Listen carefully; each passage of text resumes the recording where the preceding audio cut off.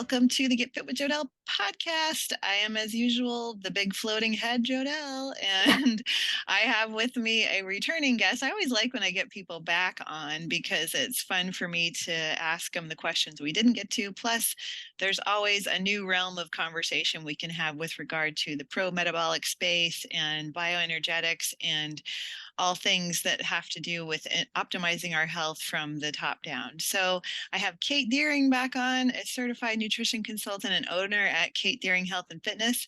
And obviously we have all heard her, read her stuff, and been in love with all of that she's putting out there. So everybody can benefit from learning more about how their body works and what really is going to be needle movers. So we're going to talk some specific needle movers for specific things like thyroid, blood sugar, sleep, even things like stress management. So let's dive right in. Welcome.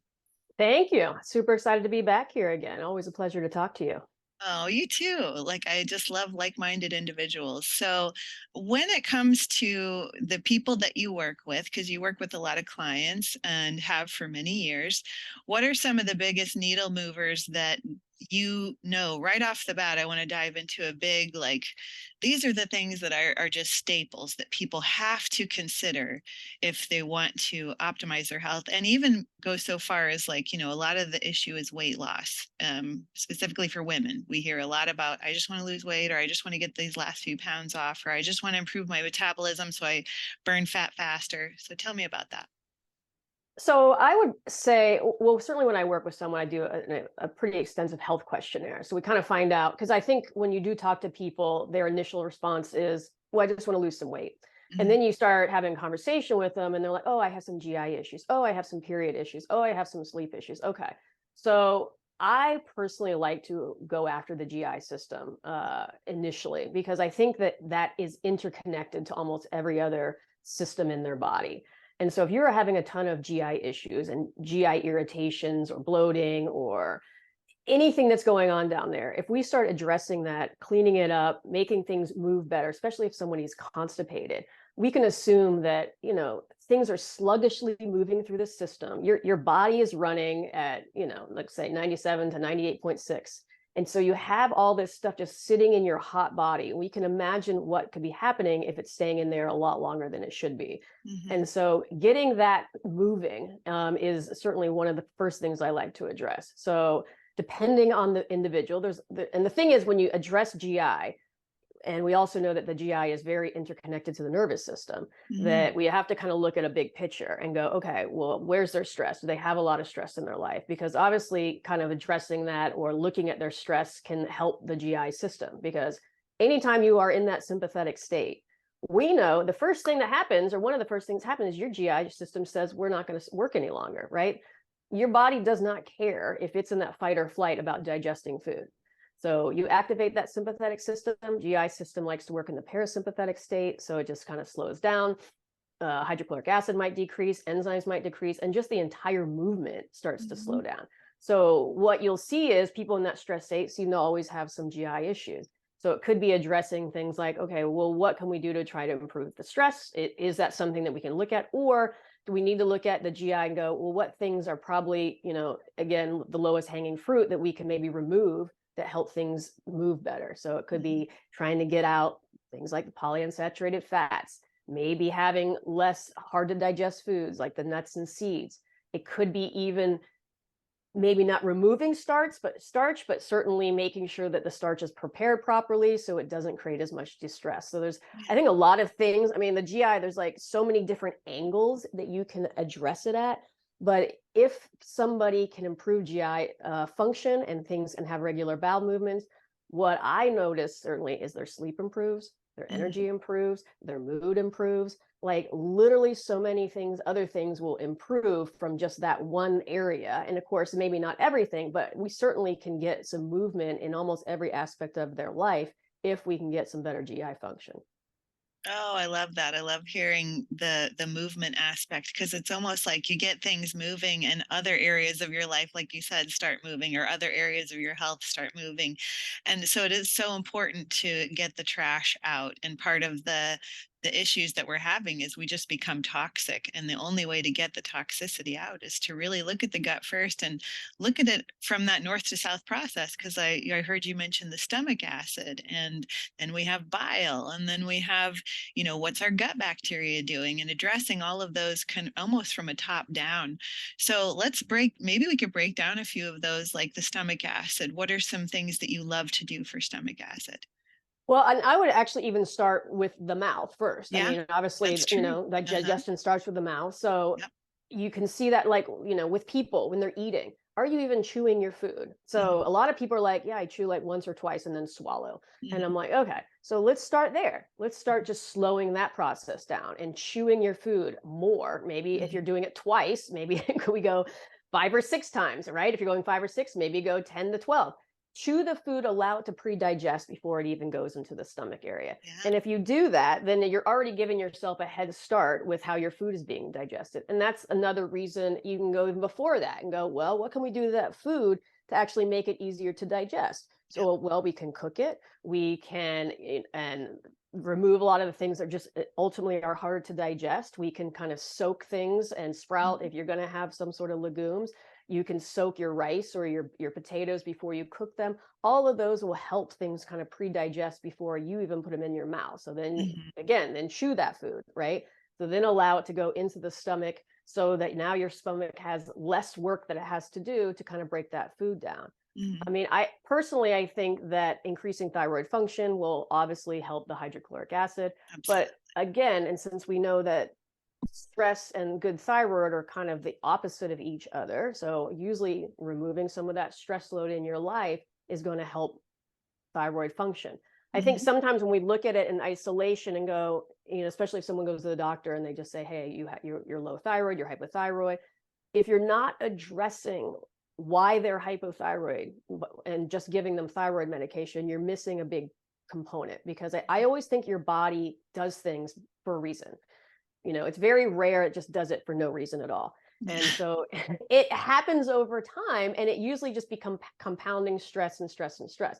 Yeah. Now, so we do need to address what else is going on in our life. And if we're working 90 hours a week, we aren't in a good relationship, we're eating crappy food, we don't have any sun exposure, it's the winter, we're staying up too late, we're sitting in front of our computer till 10 or 11 o'clock, all of those things are going to exacerbate the system, and your body's going to respond. Mhm. And so you can't just throw high thyroid hormone at it or even give it a really good diet. We have to, I mean, those will help, but you have to kind of address the other side of things and go, look, maybe we need to shut this stuff off. Maybe you need to go outside throughout the day. Maybe Mhm. you need to, sit in front of a red light. But there's a lot of other avenues that you can take that and decrease that stress load, because anything that does is going to help improve thyroid function, which will help improve gut function, which will improve your hydrochloric acid, which is going to help you break down food better, and so forth and so on. Oh, good. Yeah. I love the piece about thyroid isn't just taking a medication, it's calming the stress response too. And so maybe in a little bit we'll dive into some stress management. And I love the chewing aspect too, because it even goes one step more into that cephalic phase of digestion too. I have a big issue with people that watch the Food Network all day long, because they're stimulating their digestion. They don't realize it all day long. Or people, if you'll recognize people that work in um, like grocery stores all day long. If they're a grocery clerk, they're seeing food, they're smelling food, their body is sensing food in front of them, and we're really sensitive to that. And so I have clients who are like, I don't know why I can't lose the weight, but I'm surrounded by food all day. I'm watching food, I'm looking at food, everything about my world is food. And that is telling the brain, release insulin, release this, release that. We're about to eat, we're seeing food, we're sensing food. And so we really have to find a space to calm that down, because the brain is so reactive to food, just like our whole entire digestive system is. Yeah.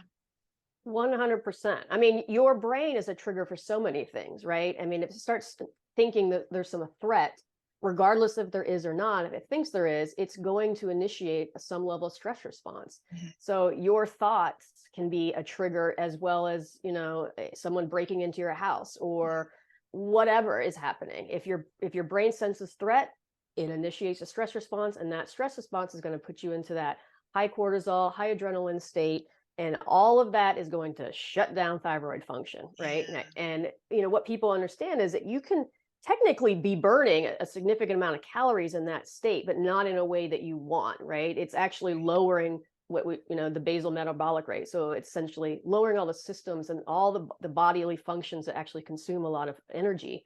And Mhm. we're saying, we need to put all that on the back burner because we have this other threat to deal with. So, our heart rate's going to increase. We feel like we need to run, whatever that experience is for you. Biologically, it's going to kind of be the same in your body. You might not necessarily feel you need to run from food or whatnot, but if your body thinks there's stress or a threat, it's still going to have that same response. And so physiologically, your body will have that same response, which is going to lead you to, again, not being able to lose weight, having lower Mhm. thyroid function, lower digestive function, and so forth.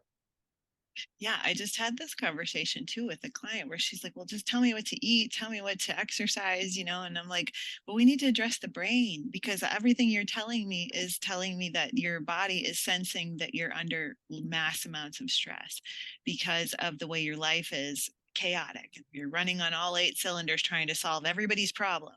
So I really don't care what you eat at this point. We need to reframe your brain to go, I'm safe, I'm calm, I don't have to be in control of everything. I can come down and trust myself and have a good relationship with what the habits that I'm doing and create consistency, set small goals, tell myself I can do this. Even though it hasn't worked in the past, this time it's going to work, reframing our negative thought patterns.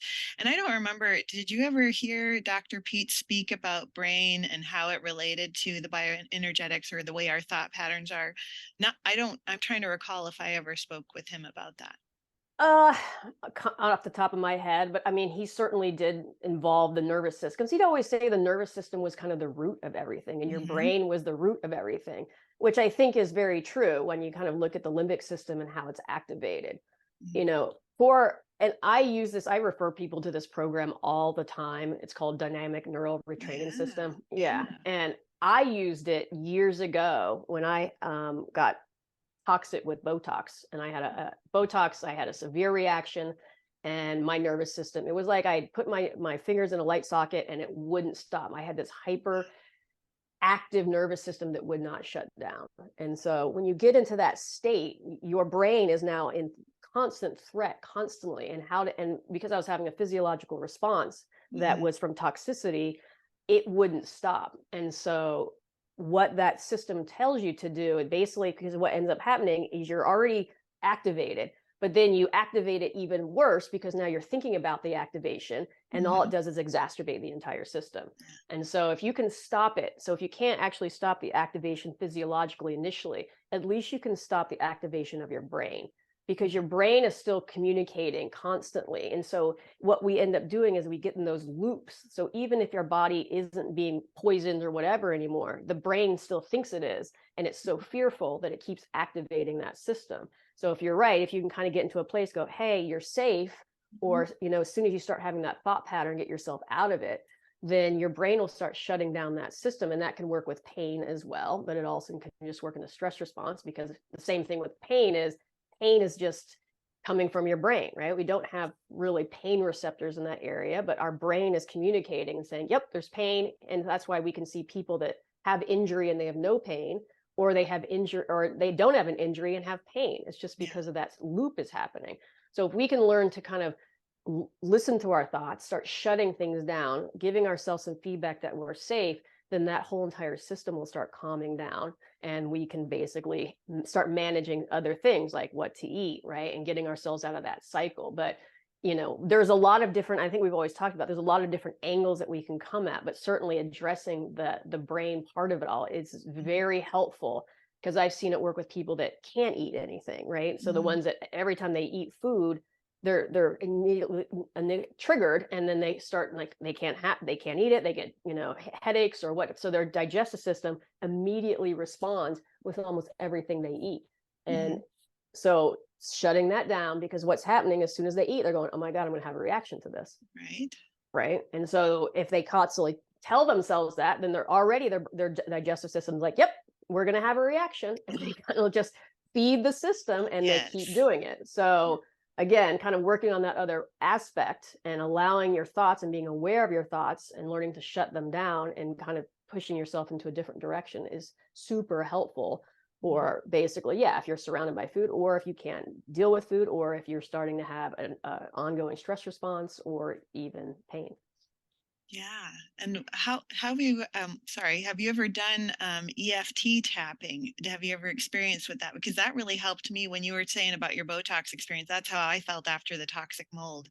And I Yeah, really feel like that EFT and all of the things you reframe your thoughts when you're tapping on these little Chinese totally. meridian points and stuff, that really can help people retrain the limbic system too. Did you have any success with that? I did do that, and I think I found a little bit of it, but I mean, I guess when I went to the DNRS, it was I was just waking up, and I wasn't even aware of it as much as I had kind of studied like kind of the brain and so forth. When you get so over sensitive or in that fear base, it's like you were waking up every morning and initially like, what chaos is my body going to take me through today? Mm-hmm. And without even knowing, because you were, and then you're in the defense all day long, like, oh my god, Mm-hmm. that's going to trigger me, that's going to trigger me, that's going to Yeah. trigger me. Mm-hmm. And so for me, it became such a mental war within myself. And so until I was really aware of it and started to, because it takes a practice to kind of shift it, I couldn't, it was hard for me to let anything else work. Mm. It was like I was blocking so many other things because I was just in this spiral constantly because I would go, and I know people have had this. I would go to doctor to doctor. I don't know if you had Oh that yeah. experience, and nobody knew what to do. They're like, yeah, we've heard of this. We don't really know how to treat this. Do you want some anti-anxiety medications or, anything like that? And I'm like, no, I want, but the medical world just doesn't really know what to kind of do with some chronic issues, other than medicate them. Yeah. And so it became quite distressing. And so for me, a lot of tapping or even like massage or acupuncture, it would help me very marginally. But as soon as my brain would get triggered again, I'd go down a spiral loop. And so until I learned to kind of take control of that, the other modalities didn't seem to help me very much. Yeah, I think the brain aspect of what you said, the beliefs, those limiting beliefs are really what start to manifest after an event or after something traumatic or after some sort of issue within your body. We start to go, oh, I'm going to get that way again, or I'm going to have that pain again, or I'm going to experience that again. And these, we start to be defined by those limiting beliefs. And so really working on brain safety any way that somebody can and changing it to an empowering belief, even it's just like every time you get that thought, I'm so fat, you change it to an empowering belief like, okay, I'm doing everything in my life right now. I'm going to cross all my T's and dot all my I's to not have this weight on me. So I'm going to trust the process, and just changing it to an empowering belief versus a limiting belief. And the gut goes up to the brain too. There's a whole gut brain axis. So going back to the gut, we talked a little bit about stomach acid. What do you think about the importance of bile production too? Well, you got to get things out. So bile production is pretty important, Yeah. right? So that is super important. So certainly getting enough fats in your diet is going to be pretty helpful, having a good amount of coconut oil or animal fats. And again, like to me, I found fats sometimes can be very helpful to people, but for some it can be a little bit over triggering and start creating too much loose stool. So Sure. you kind of have to kind of balance that. But yeah, I mean, improving, getting enough fats in your diet, certainly. Sometimes what people use and I don't know if ever I've used these periodically as using like bitters to help Mhm. with the bile production, but sometimes that can certainly be helpful.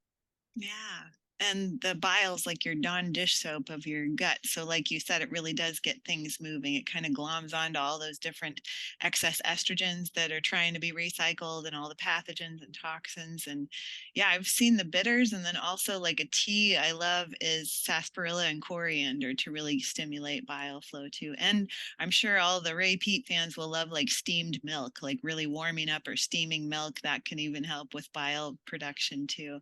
Do you deal with a lot of people with SIBO or any sort of bacterial overgrowth? And do you have any needle movers on that? So for SIBO, I would say carrot salad's always good. Yeah.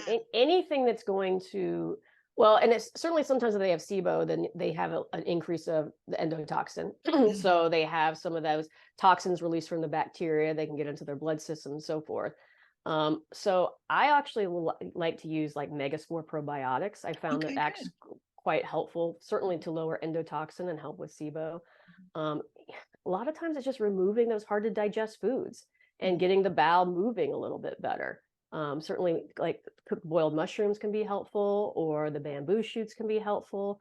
A lot of people, I actually have to remove the starch, or at least process or prepare the starch much better so Mhm. that they can tolerate it. Because to me, when someone starts having a lot of GI dysfunction, maybe it's coming from somewhere else. Maybe it's coming from stress, right? And they're like, well, I've been able to tolerate starch, but now I'm having more stress in my life. And so now things are starting to occur. I'm like, well, if you can't fix the stress or remove yourself, or the stress is going to be there for a while, then let's look at the digestion and go, well, we might for now remove some of these foods that are more challenging on your system so that you can continue to have good bowel function even while you're under a little bit of stress, right? Mhm. Because you have two different things, right? You can take things off and you can add things. Mhm. And so, and any kind of equation of those can work. It doesn't always have to be, well, you have to remove all the stress for things to get fixed. I'm like, well, that can help, but sometimes that's not possible. Mhm. Sometimes, look, you're going to be in it for a bit. Maybe you have a project that's due and it's quite stressful, and this is the way out. So Mhm. maybe, you set other boundaries through your life, but maybe through this time period, maybe you just limit starch at nighttime. I find that sometimes just the evening starch for some people can be beneficial, because then they're not going to sleep and having it sit in the system. And or maybe it's you need to just remove it all right now, or maybe we just need to prepare it differently. So I always find there's a bunch of different variables, but I personally find that starch for some people, when they start having distress, it can be quite more irritating. Mhm. And that is something that I always kind of bounce back and forth with. Yeah. And with regard to constipation, because that's something that you probably deal with, I hear it a lot anyway, a lot of people dealing with chronic constipation, other than things like the bile and improving the stomach acid, and maybe even something like getting rid of a lot of those lipopolysaccharides and kind of cleaning the gut out with the carrot salad and stuff. Have you found some needle movers with constipation or people that are suffering from that? Yes, and that can actually, SIBO and all those things can kind of be intertwined. Hmm. But sometimes I'll do 1 to 4 days of activated charcoal, Yeah. and that actually could make them a little bit more constipated initially for some people. But it's interesting because I have found some people that it actually moved them. Hmm. So, because I think it also lowers endotoxin, and I think when you sometimes lower endotoxin, you can lower serotonin. And so some people, if they have that kind of endotoxin serotonin happening, that can create some loose stool. So if you give them activated charcoal, it can kind of back them up a little bit initially until they start moving. But I think once you start moving those things out of there, things will start to improve. So I actually like, I've used up to 7 days of activated charcoal on people to Mhm. really, and I've had someone that had colitis, and that helped them and big time with activated charcoal, and it really helped improve things. Um, the other things for constipation, Cascara sagrada is I super love helpful. cascara. Yeah. Yeah. Adding some different kinds of magnesium in can be helpful, I find. We all know that too much magnesium can certainly create diarrhea, but it certainly can pull water into the bowel and help move things Mhm. through. I am, anything that helps. Like, I'm a big believer in, look, we want to get you to have a bowel movement any way we can. Every Like day. that, initially, if we need to supplement and help things move through, let's get them moving, because Mm. that's going to make you feel better. And then we can start addressing the other things. So, Yeah. like I said, small doses of cascara can really help with that. And as in the magnesium, um, the activated charcoal, and certainly, again, the other thing is get the PUFAs out of your diet, remove the processed foods, try to eat regularly so you don't have a large amount of food going through you at one time. It comes down to, again, digesting the food, chewing the food, eating slowly can help with constipation. I think Mhm. so many people today, and I don't know, if you talk to them, I'm always like, tell me about your day. And, oh, I get up, and while I'm doing 18 other things, I'm trying to eat my meal. And then I'm Uh, running out the door, and then I'm just, I'm like, when, so you don't sit? And no, I don't have time. you know, and then I'm in and I'm working, and then I have to run errands, and I'm trying to eat while I'm in my car driving and traffic. And I'm like, okay, yeah. so then the $1 million question is like, okay, can we create space in your day for you to eat? right? Yeah. And sit. So your body isn't like, again, in stress mode already. How well do you think your body's going to digest that meal you just consumed if you're Yeah. like running on the go while you're trying to do it? Now, some people can do that, Mhm. and be totally fine. I mean, Mhm. I forget, there was like a long distance runner, and I forget his name, but he like did like a 200-mile run by himself. I don't know if it was San Francisco to LA or what it was, but he would eat like a whole pizza because he wouldn't stop while he was running and be Oh my totally fine, goodness. right? And I'm like, good, good for him. But Yeah. most people cannot do that, right? No. Most people do not have that skill set. And again, if you think about your day and go, okay, yeah, I'm taking 5 minutes to eat my breakfast, and most people are. Most people are not sitting down and eating and taking 30 minutes to consume their meal. No. They're chewing it in 2 bites, and it's 5 or 10 minutes, and they're running out the door. Yeah. So Or they're habits, eating it in the car while they're driving to work. And it's totally. like, yeah, you wonder how you can you expect that little sphincter that wants to release to let the poo out. If you're not going to relax, then that sphincter is not going to relax. And so if you're feeling tight and tension, guess what other area has tightness and tension that's not relaxing? So and a lot of Absolutely. times I've worked with people on like what you're feeling on the outside. Like if you feel like your life is just too many irons in the fire, I got so much going on. It's like one thing after another. You're kind of bloated in life. That's when they'll start to feel bloated in their gut too, because like you said, they're eating on the go. So there's not blood flow for digestion, but also sometimes how we do anything is how we do everything. So if your life is constipated, if your body's full of toxins and you're constipated, then maybe it's translating to your gut too. So 100%. Yeah, yeah. I think that's a great point. I mean, I always tell people, look, your digestive system is what's keeping the outside from the inside, right? Like that's basically you're taking things in. I mean, certainly your lungs and your breathing as well, but so much of what you are intaking from the outside is going through your GI system. And that's why we say, 80% of your immune system's there, because Mhm. that's where everything goes into through your system.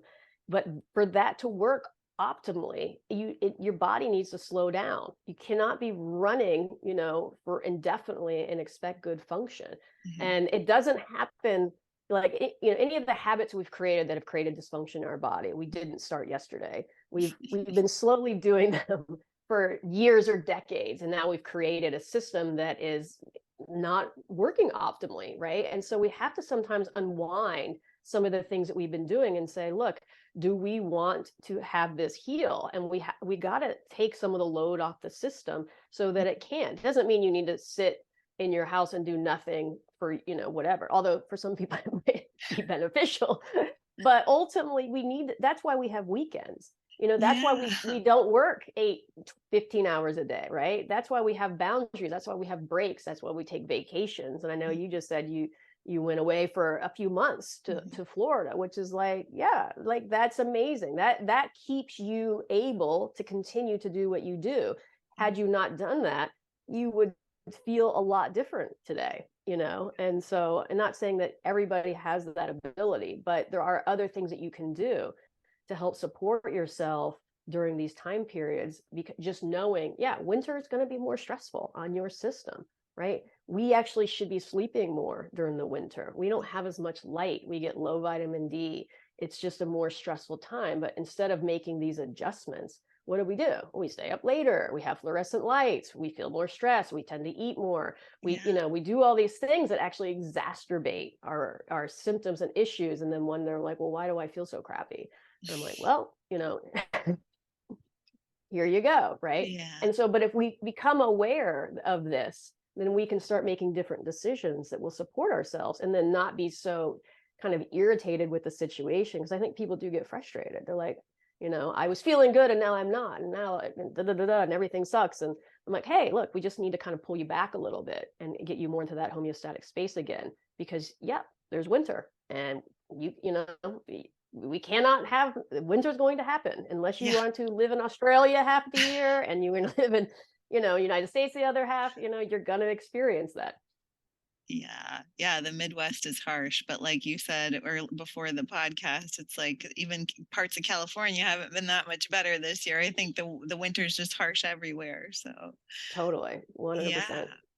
Well, get that sun where you can. So let's switch gears to the blood sugar. Okay, so let's break down some biggest reasons for some blood sugar imbalances and then some needle movers with those. What have you seen? Oh gosh, blood sugar, I feel like is such a hot topic in today's space, and because it is important, and we do want to not have these blood sugar swings all the time. Certainly, food, carbohydrates are going to be your biggest blood sugar mover as far as food is concerned, because they all break down to glucose, and what is blood sugar? It's blood glucose. So that's certainly going to be the most impactful. So if you are having carbs in your diet, yeah, that's going to impact your blood sugar more than fats or proteins. But consuming high amounts of carbohydrates or refined carbohydrates, or without enough protein and or fat, is certainly going to impact your blood sugar more than just a complete meal, right? So you want to have all of your macronutrients together predominantly, and it kind of depends, right? So the other thing is, when someone is stressed, they are going to have more blood sugar irregularities than somebody who is not, right? We also know that people will typically have higher blood sugars in the winter than in the summertime. We know that low vitamin D will actually create higher blood sugar levels. There's a lot of other reasons that you can have blood sugar dysregulation other than just the food that you are ingesting. But certainly, if you are already stressed and then you eat a ton of carbohydrates without enough protein and fat, then yeah, you can get a massive blood sugar swing. So you kind of have to pay attention to that and go, well, when I'm having, so we need to look at your meal and go, is there too much carbs to fat to protein in there? Or, do we need to eat slower? Because how quickly you eat your meal will impact your blood sugar. If you are consuming your meal in 5 minutes and eating all of those calories at one time, you will get more of a swing in that blood sugar than if you took time to eat that meal and let it digest more slowly into your system. So there's a lot of different variables that we can look at that are going to impact how well your body manages glucose.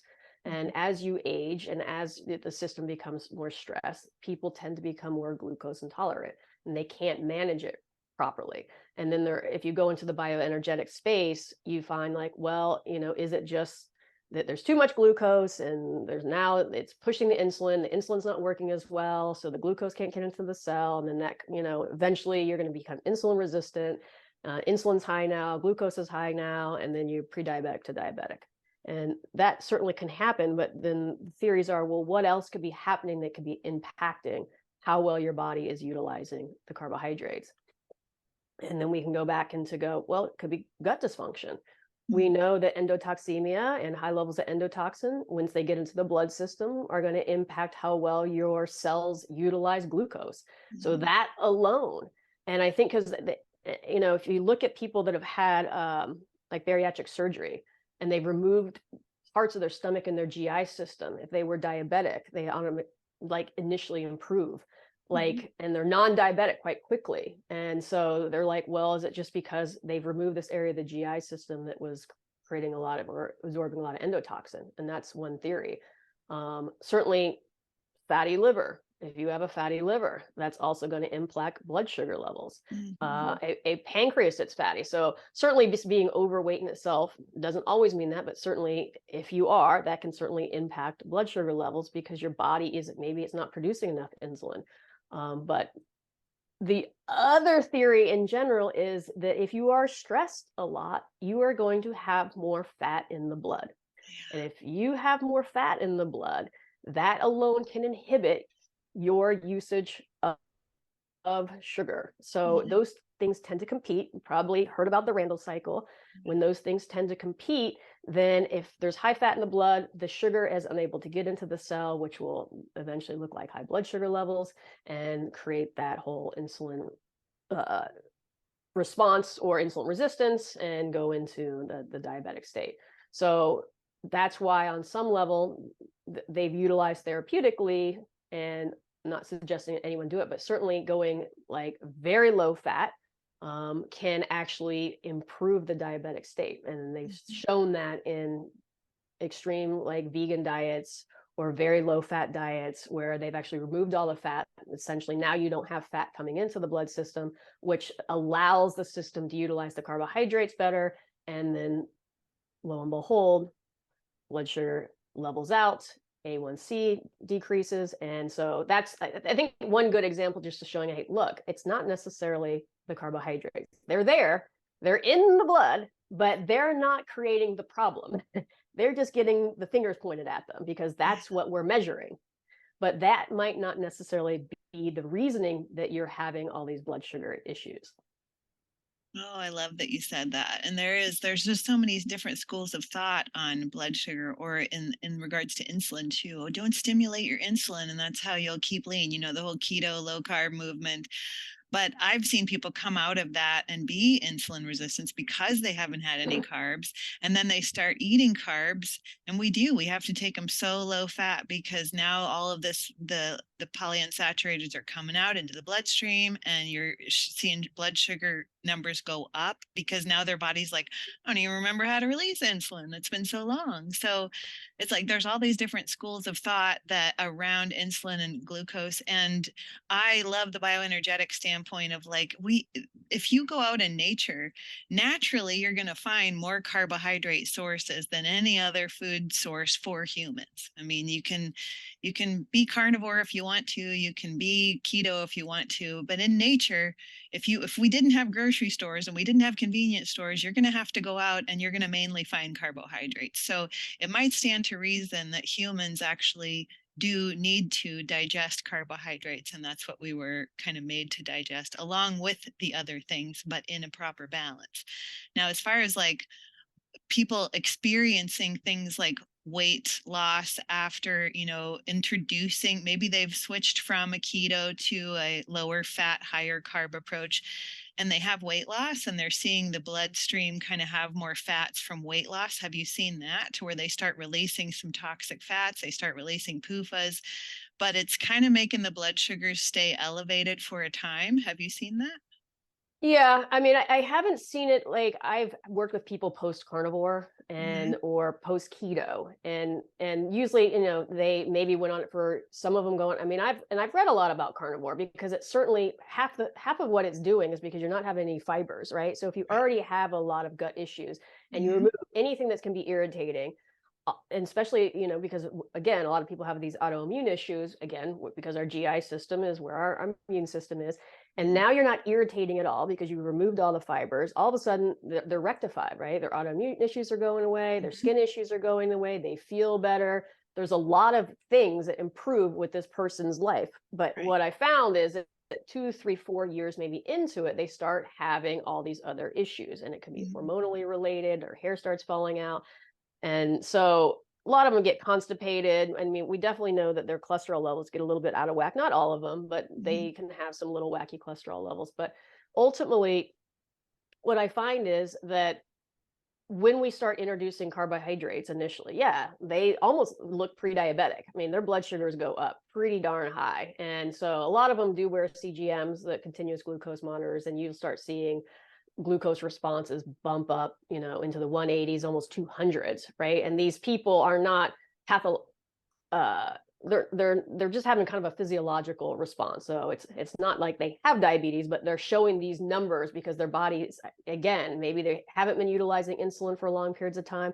So, and we know that. We know when people go low carbohydrate and then they add them back in, like they have a slow response. Mm-hmm. And so their blood sugars go up quite high. And I've seen this on people that are promoting low carb diets, and then they wear their CGMs, and then they go on social media and they go, look, I just consumed all these sugars and look what my blood sugar did. Sugar is bad. And I'm like, well, you actually just had an abnormally high response. Like that's a bad response. That almost tells me that you're intolerant to glucose. That's all that tells Right. me. It doesn't mean Right. that glucose is necessarily bad. It just says that Mm-hmm. you, because you're probably low carb, you have a slow response to insulin. Blood sugar is going to elevate much higher than it should.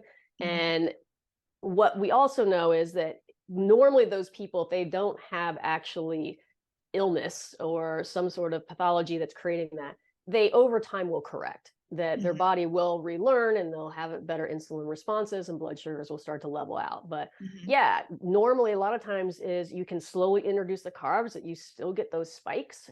And Mm-hmm. so you go the other, swing the other way, and you go, well, let's lower the fat down a lot and give you more carbohydrates and see what happens. And a lot of times that corrects it. Yeah. all of a sudden you start seeing normal blood sugar levels. So it's pretty fascinating, actually. What are your thoughts on the CGMs, the continuous glucose monitors? Yeah, so those, and I'm glad I know we're going to talk about these. There's like a love-hate with those things. I think they can give people some good data. Hmm. The problem I have with them is their recommended numbers, right? I think they say try to keep your blood sugar numbers under 110. Hmm. And so they suggest anywhere from 70 to 110. So normal blood sugar levels are basically 70 to 140, and that's what Hmm. we consider normal. So if somebody's going to put a CGM on and try to actually keep it down under 110, well, they're probably not going to consume a lot of carbohydrates. Hmm. So I feel what's going to happen is these people are going to be kind of pushed into eating quite low carbohydrate. Hmm. And again, what do we know when people do that, right? So if let's just say you're eating a standard American diet and you put a CGM on and you're like, oh my God, I'm getting these 140 numbers. If I remove all the carbohydrates, now I'm low. Well, what ends up happening is they end up possibly eating better, but they definitely end up eating less. So they Hmm. end up losing weight, and then they're like, this is the greatest thing on the planet. Hmm. What my worry is, and what I've seen with some people, is they start to have a fear around anytime their blood sugar gets above 110. And so they Amen. actually get quite stressed around it, because it's Hmm. literally like the CGM will give you a reading every, I think, 5 minutes. And so you can check it, check it, check it. So imagine, what the scale has done. Again, I'm not against a scale. I think that's getting a weight is an interesting data point. But what if you weighed yourself every 5 minutes? Do you Oh, think that would create some level of neurological stress factor in your system, mhm. that your body's being triggered constantly, like, oh, oh, oh, like? So I think if people decide to wear these things all the time, do I think it can contribute to some level of eating disorder? Totally, it can, right? Absolutely. Yeah. And we don't know, like, we haven't really studied them with healthy people. We've obviously utilized them with diabetics. I think they can be good data points for them. But for a healthy individual to wear a CGM all the time and then see if that actually improves your life and longevity and health markers, we don't know. We don't have that information yet. Because now we're just focusing on this one marker. And we all know that one marker can't tell you everything about your health, right? It does give you some information. But again, if you don't understand that your blood sugar can be impacted by a lot of other variables outside of just the Mhm. carbohydrates, then you're going to make all your decisions based on what you're putting into your system. And that might not be the right choice for you long term, right? And so what I see is, I think a lot of people are going to wear them. They're going to make choices. They might lose weight, because we all know that when you go on a low carb diet, you will lose weight. You might feel better because maybe you're eliminating a bunch of crappy food from your diet. So that there's nothing wrong with that. But what is it going to happen longer term with these individuals? Are they going to start being obsessive? Is it going to start creating more stress in their life? Like, what is going to happen? And we don't know. Okay, so there's so many things I want to unpack there, and I'm just so happy that you said what you said about a love-hate relationship, because I feel the same way. And the variables is so important, because it isn't just the food that you're eating, and even it isn't just the daily stress, because the issue I have with them is that there is a lot of data around how different forms of EMF radiation, and these are connected from your arm to your Bluetooth on your phone, that are the data is out there that Bluetooth and certain things like EMF, certain frequencies can affect your blood sugar. And Hmm. so, and it is a stress response. These frequencies are a stressor to the body. So my problem is, we don't know, like you said, there's not enough data on CGMs to know how much of it is stressing our body to wear this little device and send the data to the phone daily throughout the day. Like you said, you can get it every 5 minutes if you want to. You can ping right to your phone as much as you want to, and then have that stressor be what's causing the sugars to go up. And you think, oh, I just ate a tortilla. Well, I guess I can't eat a tortilla now because my sugars went up. But what if it wasn't that? We have no idea of knowing. And so I think you're so spot on when you say it can create this bigger stress response, because now they become obsessive about the tendencies, or even an eating disorder of some sort, or some sort of continuous thought process around, oh my gosh, I can't get my sugars down. And sugars for one person may be completely healthy in the, like 140 range, 120 range, and may be completely too high for someone else. So we have to keep in mind the bioindividuality, but you're not going to hear that when they put the CGM on you or give it to you. They're just going to be, oh, here's your range. This is what you have to be in, like you said. Yeah, it's an interesting data point. I think it can help some people understand maybe if they aren't feeling well through the day, if they feel like they're constantly having high or low blood sugars, it can be some awareness. You can also just use, a glucose monitor too. You can go get and do some pinpricks through the day, check it an hour and two after an hour, 1 or 2 hours after your food, so you can see the responses that you're getting. And that way you're not having that constant pinging all day, again. For some people it is nice to see what is happening in the morning too, right? Because if you start having that dawn phenomenon, which is when you start having elevated blood glucose in the mornings, right? And if you haven't eaten for 8 or 9 hours, then we usually know it's not your food, right? We know that you're having a stress response in the morning, and your body is now having elevated, probably increasing fat in the morning and increasing blood sugar, and your body is unable to utilize it. So you're getting that elevation in blood sugar levels. So that certainly can tell us something.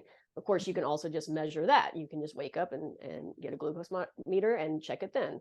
Yeah. So I think we have to be careful with a lot of these things because, like I said, we haven't studied, and they're becoming marketed now to everyone and anyone.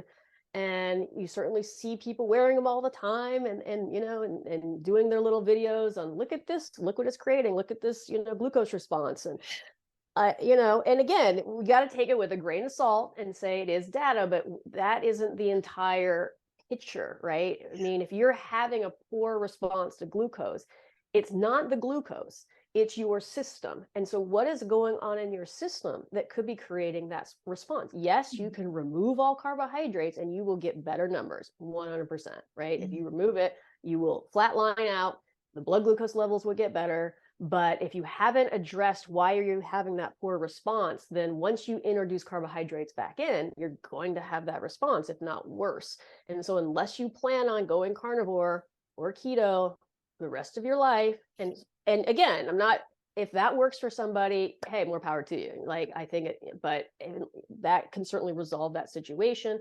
But for a lot of people, that's not kind of how they want to live. So you kind of need to talk about, well, why are you having this? And a lot of times, and I see it, is that people have stress galore chronically in their life for decades. And I'm like, well, yeah, so we can kind of assume, that this can be a response. So can we address some of that?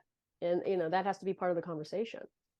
Absolutely. Yeah, I think we're feeling what Ray Peat was always trying to reiterate is he's like, yeah, I'm going to share with you this data and this data, but it really goes back to the stress. Like at some point, you guys are going to have to address the stress from all aspects of your life, including something like having a device attached to you. At some point, there is going to be stressors from a non-native device attached to you. And yeah, I love that you mentioned that for certain schools of people, maybe they feel better doing keto or carnivore. I use carnivore myself when I had my thyroid issue, but I used it for a short amount of time to bring my thyroid to give, kind of flood my body with amino acids. So I can see how all of these different modalities can help someone. And you see the bio-individual side. We also have to take into note that we're omnivores. We're designed to eat a diversity of foods, which creates a diverse gut.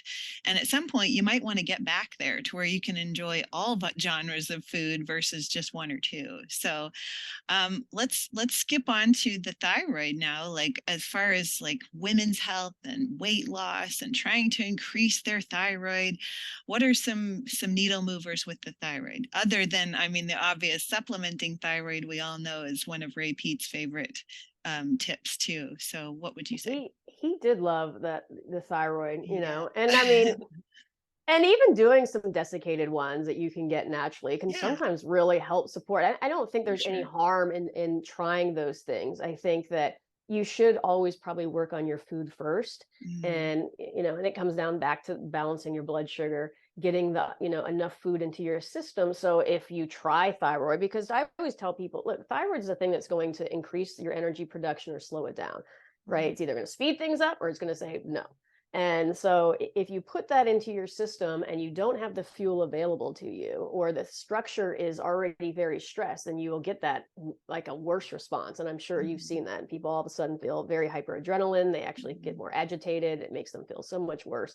And so it's not always the answer. And then, and I hate to kind of be a broken record, but a lot of it is like, okay, if you have an enormous amount of stress in the system, you've got to kind of address some of that. And that can be removing some of the stress, but then it's looking at their diet and go, all right, are we eating enough? Are you getting enough calories in your system to support the demands put upon it? Yeah. And or are you even capable? Are you digesting and absorbing these foods, right? Because we can have the best diet, but if your GI system isn't digesting and then absorbing things, and it's kind of irrelevant, right? We're just kind of excreting everything. So then that goes back to GI function, right? And then it goes down to what's going on in your blood. So we can talked about the blood sugar levels, right? If your body has too much fat in the blood and you're unable to utilize the carbohydrate to get in the cell, there's going to be a problem there. And Yeah. then that's going to just lead into this tidal wave of chronic stress.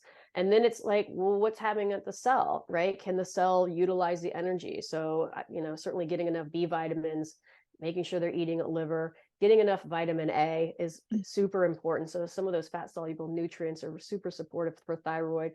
Um, Addressing the liver, because right, most of our thyroid hormone is converted in the liver to the active thyroid. So if that Mhm. liver is backed up, or we got fatty liver, or there's alcohol, or there's medications that are all kind of affecting it, then we kind of need to address that, which goes back to then making sure there's enough calories coming into the diet, making sure there's enough protein coming into the diet, because the liver certainly needs enough protein, again with the B vitamins. I think I like to use caffeine sometimes. Caffeine can be really helpful to kind of give a thyroid like effect if they Mhm. can basically, again, have enough calories coming in. And again, sometimes having that desiccated thyroid can be super supportive and kind of help push things around or push things along to help support the system. But I think to me, that's usually the last space to go when I kind of go to thyroid function. I also like red light therapy. Me And too. that, yeah, I think that can be very helpful to people. So maybe it's sitting in front of a red light for 10, 20 minutes, a couple of hours before you go to bed or in the morning can be super supportive. Making sure they have enough vitamin D.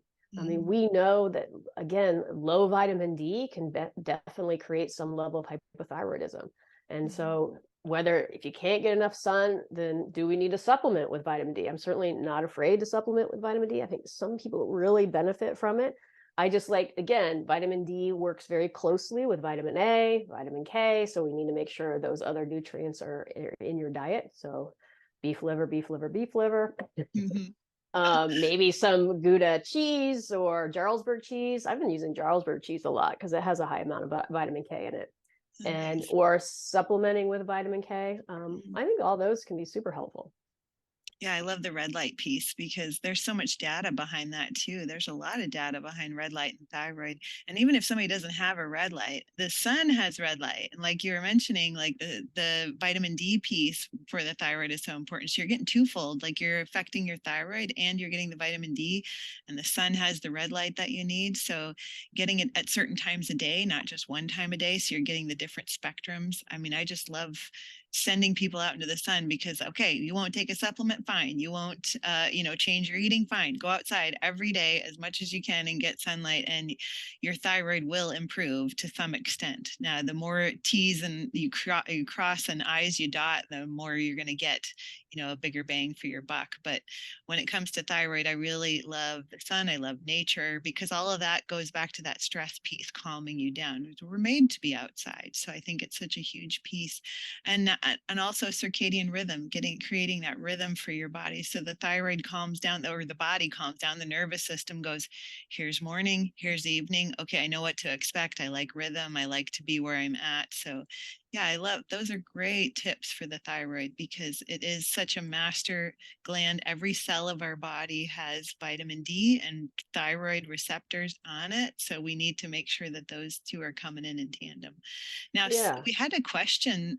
A listener asked you maybe some of the most important or a couple of the most important supplements that people should definitely be including. And I think one of those is minerals when we're talking about the thyroid too. Minerals are huge cofactors for the thyroid. But what would you say is something that thyroid or any genre of the health realm that we're talking about today, blood sugar and gut, what are some of your favorite supplements?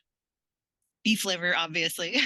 Yeah, I mean, I am all food initially, right? So food, Yes, food, food. So and then it can't if they won't take certain food, right? Let's just say they won't take beef liver. I mean, right. I do think a desiccated beef liver can be helpful. It's certainly, I mean, I try to get everyone any way they can to get the beef liver in because I Hmm. just find that it is such a good supplement. It has so many nutrients in it.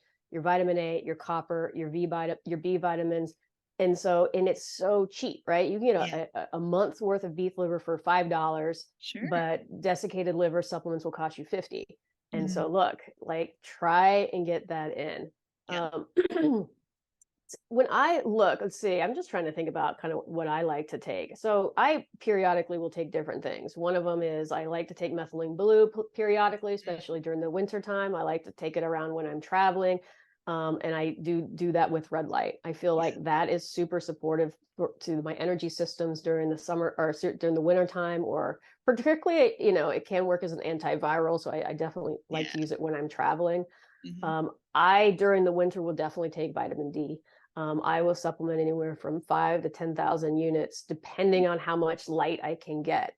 Hmm. I also like to check my D at the end of the summer versus the end of winter because I would check it before I would supplement and I would drop 20 points. Sure. So it would go down. And I don't think people realize how much you use your D during the winter time. And so if Absolutely. you have a short summer, you're in a northern latitude, let's just say you get 3 hours. I mean, I work with some Canadian people, they don't have a lot of access. And then they're Hmm. right back into fully dressed, closed, cold weather. Yeah. And so we can assume, unless you were getting an ample amount of D during the summertime, you're going to start getting depleted during the winter. And you Yeah. see it, it seems like around January, people start to not feel as well. Yeah. So D to me is a really important one. But again, we want to make sure that you are consuming enough vitamin A and K with that supplement. So that's get your beef liver in.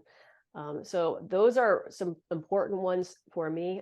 Sometimes I do like Megaspore for digestive stuff. If they have Hmm. any sort of endotoxin or loose stool, I think it works really, really well with a lot of people. It's a fairly affordable supplement you can get on Amazon, and that to me works really, really well. I Hmm. also love activated charcoal. If I ever get sick or if people seem to get something, bacteria, virus, something, I usually will have them do a few days of activated charcoal, kind of clean Hmm. everything out. It is a binder, so you want to try to take away from food because it will bind to minerals, so you don't want to take it consistently. But I find it super helpful to Yeah. people. I would take vitamin E periodically. I think that is also super helpful. I definitely take it around anytime there's like levels of radiation around me. Right. Getting X-rays, I always take vitamin E. Hmm. If people are starting to lose weight, I think taking vitamin E can be certainly helpful because if they start to dump PUFA into their blood system, can work in that antioxidant effects. It's one thing that if you kind of eat a bioenergetic diet, it is not very high in vitamin E. And it's Hmm. a lot of it is because we don't consume a lot of PUFAs, and those things seem to go together. The foods that have Hmm. high PUFA seem to have more vitamin E, like your nuts and seeds. So if you start eliminating some of those, you don't get tons of vitamin E. And I Hmm. remember like Dr. Pete always saying that you probably needed probably about 100 IUs a day, and not 5, 6, 7, 8,000. I mean, some people are like mega dosing these Right. vitamin E, but a minimal dose. And so Hmm. you don't need massive doses of vitamin E. So if you have a bigger supplement, maybe you can take it, every other day. Certainly, if women are cycling, they seem to do pretty good on vitamin E as well. Yeah. But those I would say kind of my top ones that I like to use. Those are great. They're kindred spirit with the methylene blue, because I was just at a beach house in North Carolina with like 9 other women, every including 2 babies, and every single one of them got some sort of cold coffee thing where they were just hacking, and I just pounded methylene blue. I mean, I was probably Smurf tongue for the whole week I was there, but I did Mhm. not get that, and I was the only person in a house full of women that did not get Wow. that. So yeah, it was I owe it all to methylene blue, because I'm like, whatever Superpower. virus they were passing around, it was like it bypassed me because of the blue. So Yeah, and I mean, and it's hard because I mean, on some level, I always feel like when I take it too, I feel like I'm good. Like I think my brain, I think there's some nervous system response. There could be a partial placebo response. I just think thinking that you're protected, you become protected, right? yeah, So there's benefits on both sides. yeah. No, I love it. No, the great suggestions too. And magnesium's always one on my list I like to share with people too, because I just find that with minerals in general, especially magnesium, everybody's deficient. So you might as well just find some way of supplementing it, whatever makes you feel good, topical or oral. Yeah, I think that, and I actually, in getting for blood sugars, I think glycine can actually work really well too. I've used Mm, glycine with people. There's a lot of research. Oh, that 12. I got a phone that's going off. Excuse me. Um, 12 to 15 grams. It's a high amount, and you can do it in collagen as well. But taking it throughout the day with food can impact and lower blood sugar levels. So it's something you can take directly if you're starting to have some blood sugar issues. It's a considerable amount. It's like a little over a quarter of a teaspoon, or sorry, it's a little over 1 1/4 teaspoon, mhm, 3 times a day. But mhm. I've certainly shown that it can lower blood sugar levels fairly well without making a lot of, and still keeping your carbohydrates in. Yeah. No, that's a really good point. I'm glad you mentioned that, because I don't think that's one thing people think about for sleep. Sometimes I think of, or they think about it for sleep. They don't necessarily think about it for blood sugar. So we had a couple of more questions from listeners I wanted to throw in as we wrap up here, because I reached out to some of the podcast listeners and said, anybody got any questions? So I just took a few of them and added them in here. But Denko asks, would you be able to speak about food combining? Do you feel like there's any need for certain food combining? Personally, I think your stomach is very capable of handling foods at all at once. Meaning, are you saying, well, you should have just this and this? Now, for blood sugar, yeah, then having some protein, fat, carbs is going to help blood sugar levels. Hmm. There's certainly thought processes of like eating protein, fat before you have your carbohydrates to lower kind of the glucose response. And I Hmm. think that can have some sort of impact too, especially if you're not able to handle a huge amount of carbohydrates at one time. But I mean, as far as food combining, I think you can, right? I don't think you need to eat your macronutrients separately. I think your stomach is very capable of handling all of those things at one time. You have hydrochloric acid, you have enzymes in there, you can have all those foods at one time. It shouldn't create a problem. Now, can some foods create problems independently? Most definitely. And Hmm. they can just be harder on your system. And can independently eating foods create more blood sugar issues? Sure. Having Hmm. a high carbohydrate meal with very little fat, no protein can certainly create a higher blood sugar level. And a large calorically dense meal can do that as well. Hmm. But your body is very capable of handling all foods, and as long as you continue to give it in good amounts and whole foods, then it should continue, right? With also taking into consideration your stress load, right? Because when the body is under considerable amount of stress, your body will not handle food as well, because the digestive process is sluggish and slow, and you're not producing as much hydrochloric acid or enzymes or bile or all those things that basically help you. And so you just have to take that into consideration. But bottom line, I think you should be able to eat foods together with no problem. Yeah, I agree that I think if we think about logically found in nature, like let's say you found an apple or an orange hanging from a tree, you're not usually also going to see on that same tree something that's really super high fat, like a lot of the nuts and seeds that really in the pro-metabolic span of health, we don't really eat those foods together. But in a lot of different diet genres, they do, like nuts and seeds and fruit all mixed together. You're putting the high amounts of PUFA in with this really sugary fructose food. So I think fruit is better off, like you said, mixed with a protein. I've even seen, melons really do better sometimes in some people by themselves. And you wait maybe about 30 or 40 minutes and then have something with some more fat and protein, because melon, specifically like cantaloupe, digests really fast. So your body will use it up real fast and not store anything unless you're doing it alongside heavy amounts of, nut butters and nuts and seeds, which hopefully most of the listeners aren't doing that. So, but Yeah. yeah, And the diversity is super important, having all those three macronutrients throughout your day for sure.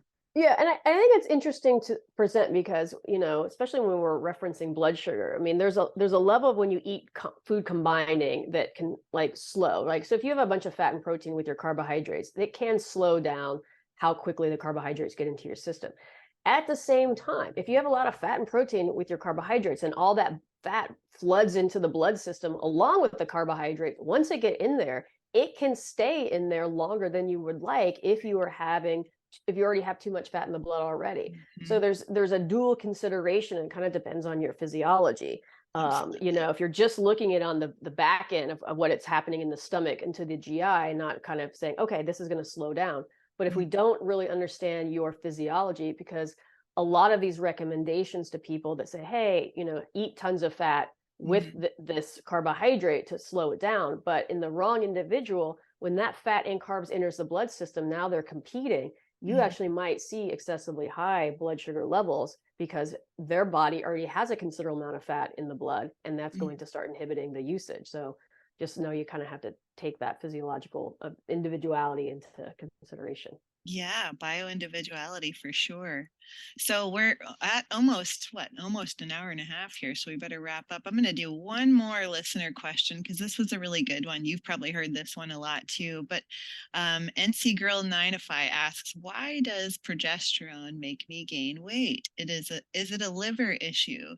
So what about that? You hear that from different people, or at least I have heard from different women that progesterone actually puts on the weight.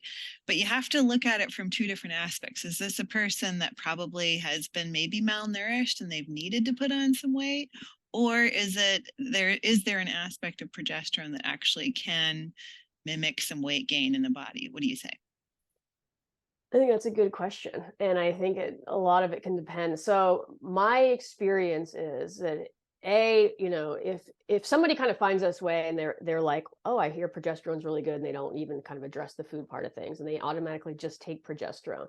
I think some people can get kind of an estrogenic response, especially if their body hasn't been producing it. We know that for estrogen to stay out of the tissue, you need progesterone. And when there's not enough progesterone, estrogen tends to sequester into the tissue. So by adding progesterone into their system, into their blood system, all of a sudden now you're getting estrogen being pulled from the blood out of the cells into the blood. And that can create, I think, some level of edema. And I almost think it's an estrogenic response versus the progesterone response. And that's why maybe, and I see some people actually feel worse. They take progesterone, they get hot flashes, or they have sleep issues, they have heart palpitations. And the question is, well, is it the progesterone, or is it the effect that it's having on the tissue, pulling the estrogen out, and now you're getting more of an estrogenic response? And my thoughts are, and what I see is like, sometimes we have to pull that back and do other things, right? We need to make sure, hey, are you detoxifying properly? Let's make sure that you actually go in the bathroom properly. Because if now you start trying to detoxify the system and now you got all this estrogen circulating through you, let's just say you're not pooping or your liver is kind of backed up, then your body's not going to know what to do with all these things. And all of a sudden you get a bunch of edema and you start gaining weight. When people say I gain weight, I'm always like, well, what does that even mean? Right? Because weight is not just weight, can be fat, can be digestive stuff, it can be water, it can be a lot of, and usually if it's happening really quickly, like, oh my God, I gained like 5 or 10 pounds in 1 week. And I'm like, well, that's not fat, right? We're not going to gain unless you've just been eating a copious amount of food. We're probably just putting on water, a lot of it, right? And estrogen will do that. It will create some level of edema in your system. And so you will feel heavier. Now, the other thing is, right, because the other question of this is like, okay, what else are you doing? You're taking progesterone, but did you all of a sudden coming from a restrictive eating diet and now you've changed your diet and now you're eating more, and maybe you're just eating more food, and in the combination of the progesterone, that's creating the weight gain. Like, is there some level of combination of things going on? Because something that, and I think I told you last time that I'm in the middle of writing a second book. And part of what I've come to the conclusion with from writing the first one is people want a better understanding of where to start, because I think they find this approach, they jump in, and all of a sudden a lot of them gain weight. And like, how can we prevent that? And what do they need to do? Do we need better metrics? And so I think trying to understand where you're currently at, like, okay, where should you start calorically? If you've been eating 1,200 calories, you don't, maybe you need 2,000, but if you go to 2,000 immediately, your body's on like, we don't know what to do with all this. We're just store it. Yes. You know, so we need a progressive of like, where do we start? How many should we eat? How quickly should we go? So we start to slow and steady. And so, you know, that's kind of where I wanted to help with people with, is kind of give them a little bit more information on, okay, where are the metrics here? Where should you go? What should you start with? Because again, if you're, you know, if you start taking progesterone, but then you're also, I'm eating all the foods, you know, is it the progesterone that's creating the weight gain? Or is it you're just eating more than your body can handle right now, and you're taking progesterone, and maybe your body can't detoxify properly, and you're getting a little bit of an estrogen issue, and it's kind of recirculating through your system. Like, where is it going? And so there can be a lot of different mechanisms that could be occurring that creating that response. And I don't know what was your experience? Well, no, everything you said is spot on, because like this individual, you know, we need more data. If it sounds like she understands that it's not typical weight for her, so she needs to rule out, like, did you put on muscle? Have you been doing heavy resistance training? Is it more towards you're getting ready to start your period and that's when you feel? Because I have found with a lot of women that luteal phase, you typically are starting to put on a few more pounds before the period drops out, and then maybe in your follicular phase you're actually like feeling a little leaner. I mean, I have found that with a lot of women, those last 2 weeks are a little heavier and the first 2 weeks are a little lighter because of the hormonal shift. I mean, you can switch with hormones 5 to 7 different pounds on your body just from hormone fluctuations and water retention and so forth. So assuming she's ruled all those out, it could be, my only experience has been like, myself included, I don't do well on just progesterone alone. It's almost like my body doesn't metabolize it correctly. And so if I take a form of it, such as that 6-keto P4 that Georgie Dinkoff has on Idea Labs, it's already broken down into that usable form. My body just sucks it right up, and I get a lot more benefit from that than I do just typical progesterone. It helps with my sleep, it helps with my just overall period flow and everything. So it could be something like that. But I like what you were saying about how there's different, also other factors that go into it, like the blood sugar and the thyroid, and how many calories that she could be consuming or adding in, because maybe she's reverse dieting herself out of chronic restriction. So, stay the course, don't give up on progesterone. I always say that, give it a chance, because a lot of people, like you said, they'll try it for 2 or 3 days and they're like, I'm enraged, like I just want to kill everybody. And I'm like, well, first you got to, that progesterone is going to kick out a lot of estrogen that's been in the holding tank. It's going to kick out a lot of adrenaline in the holding tank. And then if you'll give it a chance, it can actually, in a few days, you're going to feel a lot calmer or a lot more relaxed, and that sleep piece is going to come in. So I'm sure you've seen that in people, just kind of that aspect of it gets a little worse before it gets better. So it can. And I remember with the first time I took it, it made me worse before I got better. Yeah. And so that's how I kind of know. I think I broke out in a rash, and I just think that I was having such an estrogenic response from it that I had an entire skin thing happening to me. So, but in time, and I actually wound it back. I started doing a much lower dose and to see what I could tolerate and kind of give it a little bit more chance. And then I kind of dose myself back up, and that seemed to help. So that's another way you could approach it. And you made a good point, was it, there are different types and brands, and some people respond differently to some people like the ones that might be in some sort of MCT oil, some like Ray's that's in vitamin E. Obviously you like that Georgie's it's not even progesterone. Yeah, well, What it's is like it? it's like made already into the metabolite because I just don't Yeah. think I metabolize it. So it's that 6 keto P4. So yeah. Yeah. So, I mean, that's another thing to try. And I mean, the interesting about this approach, it is very trial and error, right? Yeah. Because you are an individual and you might not respond exactly like somebody else will respond. Mhm. And so it's like, okay, try this. This what could happen. And this what we've seen. Good chances you might respond appropriately, but Yes. there might be a chance you don't. But all that's going to do is give you information about another step that you might need to take, or maybe you're not ready, or maybe you need to make sure you do something else, because I've definitely seen that with people, and so, but definitely, as we've kind of had this discussion, I like that we've discussed all of these kind of pathways. It's like, Yeah. look, if you take any of these kind of supplements and hormones or whatever, and you have chronic constipation or a lot of GI issues, like, you might want to stop the bus, right? Because I think, and I've also seen this, is a lot of people are taking a ton of supplements and they have horrible GI distress, and yet all those supplements could be just exacerbating their GI Yeah. distress. So you're not getting any benefit from them. Yeah. So it's like, look, try to fix some of the GI issues first. Make sure you're going to the bathroom appropriately with good form and so forth, and then kind of work yourself back up, and then maybe address some of the blood sugar issues, maybe some detoxification issues, right? Look at some of the nervous system stuff. And then when you've kind of feel like I've gone a lot of different avenues, or you've done as much as you can in those areas, then maybe, add a supplement in and see if you can get an effect from it. But I think we have to kind of layer things so that we don't overburden the system if it's not even able to go to the bathroom regularly, right? And I think that's what a lot of people do. They're like, immediate is supplement, Yes. and then they're like, it doesn't work. Or sometimes it does, right? Sometimes they Yeah. can have a pretty traumatic effect with these supplements. Yeah, stellar good tip because it's like what you were saying earlier about sometimes they're doing all the things and they don't know what's working or what's not working. And so sometimes just starting with one thing, and that's great for women in general is because they tend to be all or nothing. Like, let me do all the things at the same time, even though I've got all these other things going on. So I'm going to be super stressed out and I'm really going to quit all this in about 2 to 3 weeks. Instead, maybe just focusing on, all right, first I'm going to start, like she said, I'm going to start working on what's causing my GI distress because it seems like every time I have bread, I'm having issues. So maybe I'm going to crowd out the bread and the gluten. I'm going to start with that, but I'm not going to do anything else right now. I'm just going to start with that.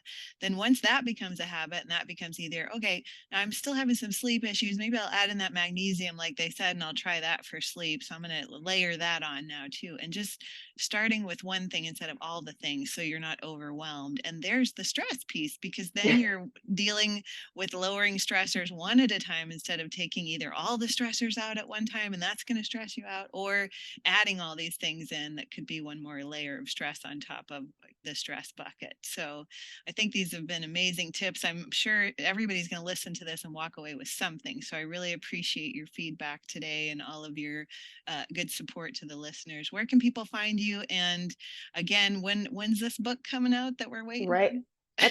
That's a good question.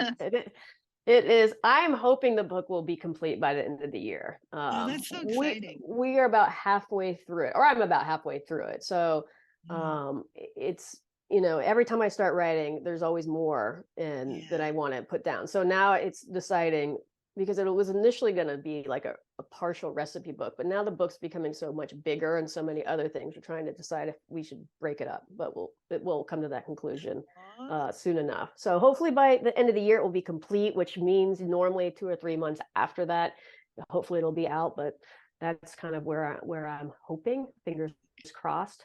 good. But they can find me at katedeering.com. That's my website, or Kate Deering Fitness on Instagram or Facebook, which I've been pretty quiet on lately because I've just been trying to focus on this book. But I will plan on returning to social media probably in a few weeks as I have hired some support, because obviously we realize that you cannot manage all things sometimes. And so, yeah, Yeah. so that's hopefully happening. But yeah, that's where they can find me.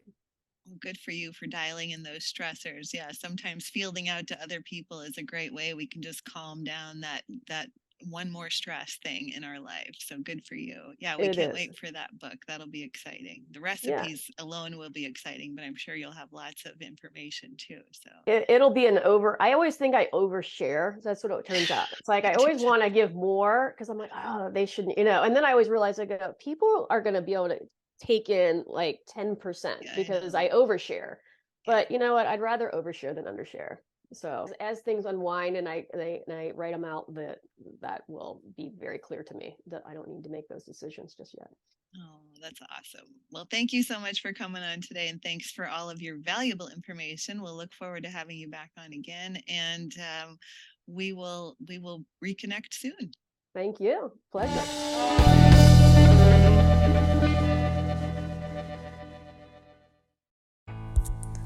I want to assist you on your health journey. I want to unlock your potential and help you become the best version of yourself.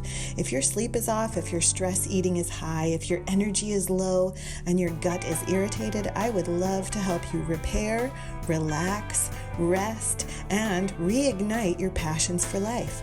I offer nutrition therapy and lifestyle coaching worldwide via Zoom, FaceTime, or Google Meet, and I believe in your bio-individual needs. No two persons need the same protocol, so as a nutrition detective, I will ask you a slew of questions to get to the why of your health conditions and provide solutions, tips, recommendations to fit your unique needs and your lifestyle.